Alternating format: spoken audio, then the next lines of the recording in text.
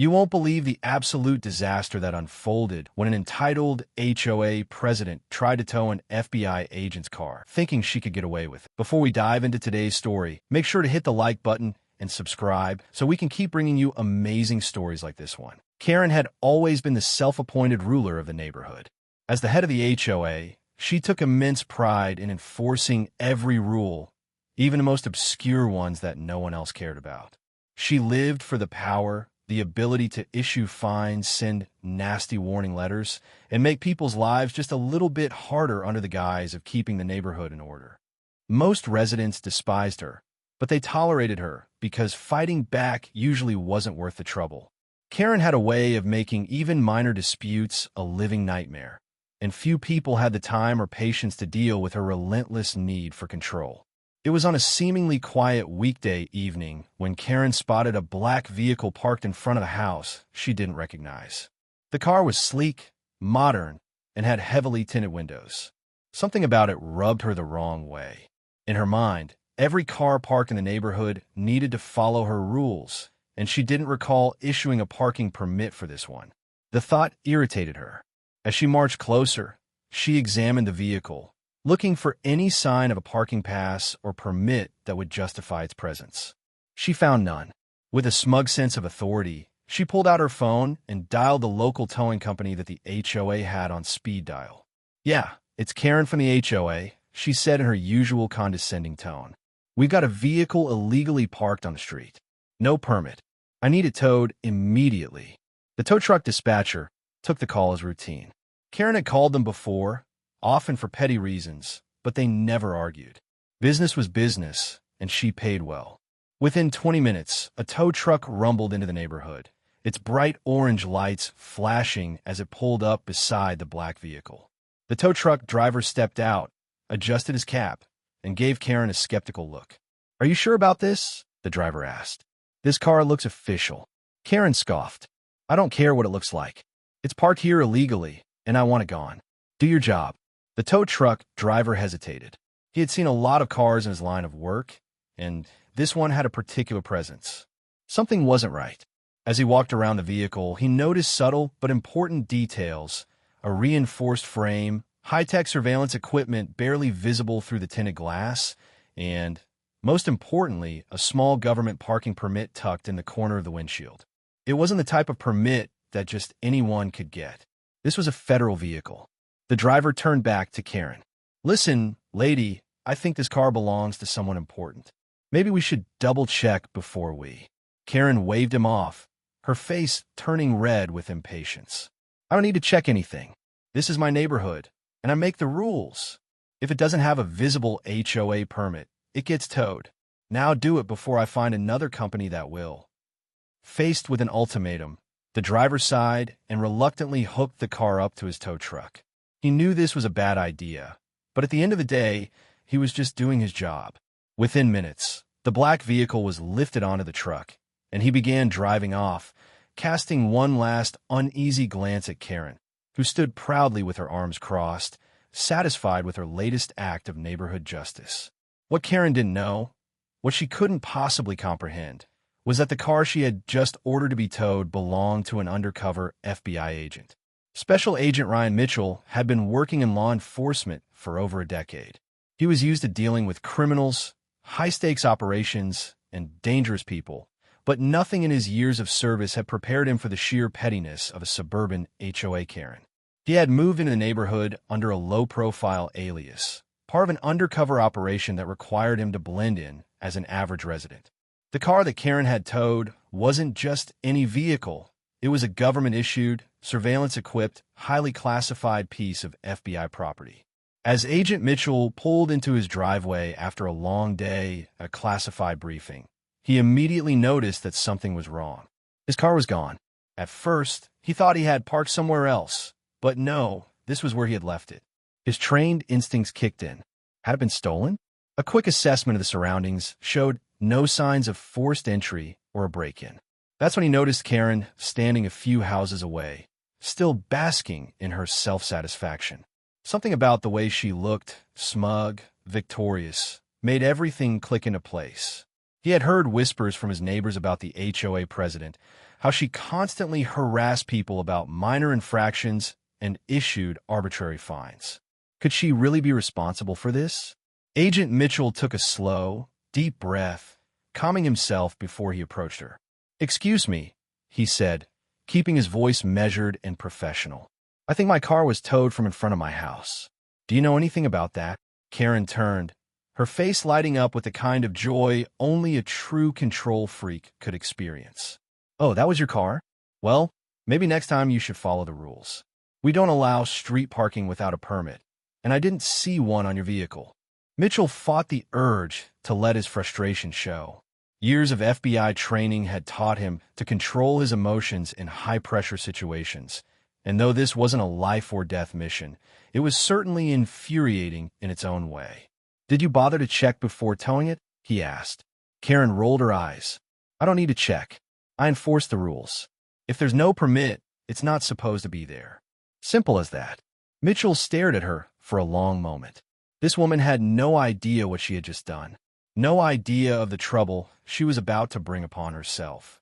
He could have easily pulled out his badge right then and there, but he decided against it. No, Karen needed to learn the hard way. Instead of arguing further, he nodded. "All right, I'll handle it."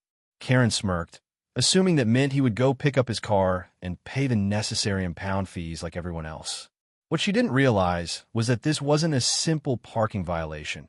It was now a federal matter. Mitchell stepped away, pulled out his phone, and made a single call. Within minutes, the situation would escalate beyond Karen's wildest imagination. Agent Ryan Mitchell wasn't the kind of man to let personal grievances get in the way of his work. He had spent years working undercover, infiltrating criminal organizations, gathering intelligence, and maintaining composure under pressure. But standing here, staring into the smug, self-satisfied face of a woman who had no idea just how badly she had screwed up, he felt something he hadn't felt in years: frustration. This wasn't just about an annoying HOA president overstepping her boundaries. Karen had unknowingly committed a federal offense. And while she was still standing on her porch, acting like she had the upper hand, Mitchell knew that her world was about to come crashing down. With a calm yet firm tone, he stepped forward. "Karen, I need you to listen carefully," he said, pulling out his badge again. "I'm a special agent with the FBI. The vehicle you had towed is federal property. It contains surveillance equipment and classified materials related to an ongoing investigation. By removing it, you have obstructed a federal operation, which is a serious offense." Karen scoffed. "Oh, please. You people think you're above the law just because you flash a fancy badge? If your car was parked illegally, then it gets towed. It's that simple. Maybe next time, follow the rules like the rest of us." Agent Mitchell clenched his jaw. He had dealt with drug lords, cybercriminals, and high-profile felons. But somehow, dealing with a power-hungry HOA president was testing his patience more than any of them. Before he could respond, the deep rumble of approaching vehicles made both of them turn toward the street. 3 unmarked black SUVs, each equipped with flashing blue and red lights, roared into the neighborhood. Behind them came another FBI vehicle, this one carrying higher-ranking officials. The moment the SUVs came to a halt, the doors flew open, and several agents stepped out, their serious expressions making it clear that this was not just some neighborhood dispute. The street, once quiet and peaceful, was now filled with tension. Neighbors peeked out of their windows and doors, whispering among themselves. Karen, for the first time, looked uncertain. A man in his late 50s, his salt and pepper hair adding to his commanding presence, stepped forward. "I am Special Agent David Lawson, Federal Bureau of Investigation." His voice was calm, but it carried the kind of authority that made people stop and listen. "Where is the vehicle?" Karen, despite the unease in her eyes, still tried to stand her ground. "It was towed to the impound lot downtown," she muttered, crossing her arms. Agent Lawson nodded, then turned to one of the younger agents. "Get the lot manager on the phone immediately. I want that vehicle released back into our custody within the next 10 minutes. The agent nodded and quickly made the call. Karen, regaining a bit of her confidence, smirked. "See? If you just go pick it up, then what's the big deal? No harm, no foul, right?" Agent Mitchell turned to face her, his expression unreadable. Wrong. You don't seem to understand, Karen. That vehicle was part of an active surveillance operation. Its removal could have compromised a major case. Karen rolled her eyes. Oh, so now I'm responsible for some big important FBI mission? Please, if it was that important, maybe you should have parked somewhere else. Agent Lawson took a step closer. You interfered with government property and obstructed a federal investigation. Those are crimes, Karen. Serious ones. Karen's face turned pale. Wait, crimes? You're not saying... Agent Mitchell nodded. Yes. If we wanted to, we could press federal charges. Obstruction of justice, unlawful removal of government property, and interference with law enforcement. You'd be looking at jail time. For the first time that evening, Karen had nothing to say. Her bravado melted away, replaced by the creeping realization that she had messed up badly. The young agent who had been making the call turned back to the group. The lot manager confirmed the vehicle is still there. They've been ordered to hold it until we arrive. Agent Lawson nodded, satisfied. Good. Let's move. As the agents turned to leave, Karen's voice wavered. Wait. So what happens to me? Agent Mitchell paused, looking at her carefully. Legally? You're lucky we're not arresting you right now. But this isn't over. Karen swallowed hard. What do you mean? Mitchell crossed his arms. The FBI is filing a formal complaint with your HOA board. That means a full federal investigation into your enforcement practices, how you issue fines, and any potential misuse of power. He leaned in slightly. From what I hear, there have been a lot of complaints about how you run things around here. If we find any fraudulent activity, such as wrongful fines, misappropriation of funds, or violations of homeowner rights, you could be looking at civil lawsuits. Karen's face drained of color. But I was just following the rules. Agent Lawson smirked. Then maybe it's time the rules changed. The agents got back into their vehicles and pulled away, heading toward the impound lot. The moment they were gone, the street erupted in whispers. The neighbors, many of whom had lived under Karen's rule for years, exchanged glances. For the first time, Karen wasn't the one in control. She turned, walking back inside her house as fast as she could, slamming the door behind her. For once, she didn't feel powerful, and she had no one to blame but herself. In the days following the FBI's visit, the once quiet neighborhood was buzzing with rumors. It wasn't every day that a self-proclaimed queen of an HOA found herself entangled in a federal investigation. Neighbors who once walked on eggshells around Karen were now freely whispering about her.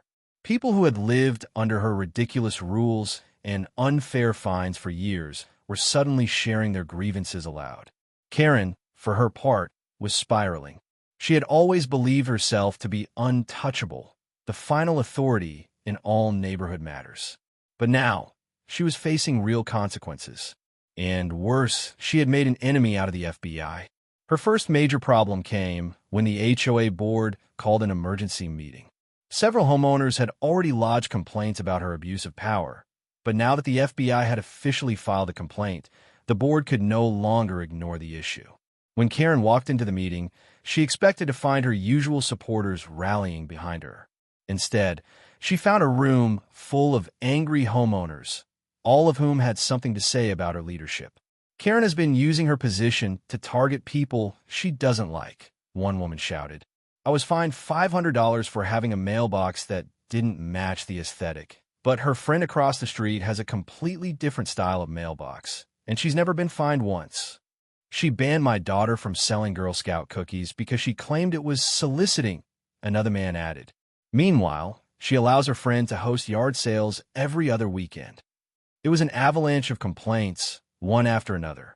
Karen tried to interject, but the room was against her. Then the bombshell dropped. The HOA board's Financial Review Committee had gone through the records. What they found was damning. For years, Karen had been issuing fines without legitimate cause and had misappropriated thousands of dollars in HOA funds. Homeowners had been charged extra for supposed neighborhood improvements that had never happened.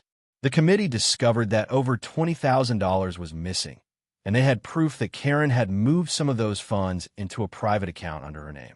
The moment the accusation was made, the room went silent. Karen's face turned ghost white.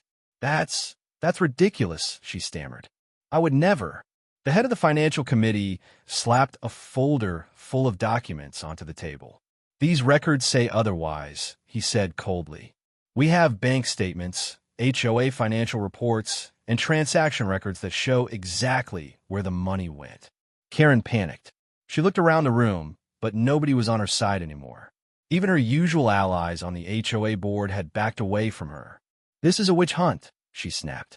You're all ganging up on me because I actually enforce the rules. Karen, one of the board members said calmly, we're voting to remove you as HOA president, effective immediately. Karen's eyes widened. You can't do that. I am the HOA. A vote was cast. 24 in favor of her removal. 1 against. Karen's reign was over. When the decision was finalized, she lost it completely. This is my neighborhood, she shrieked. You can't do this to me. I built this community. You'll all regret this. Security was called to escort her out.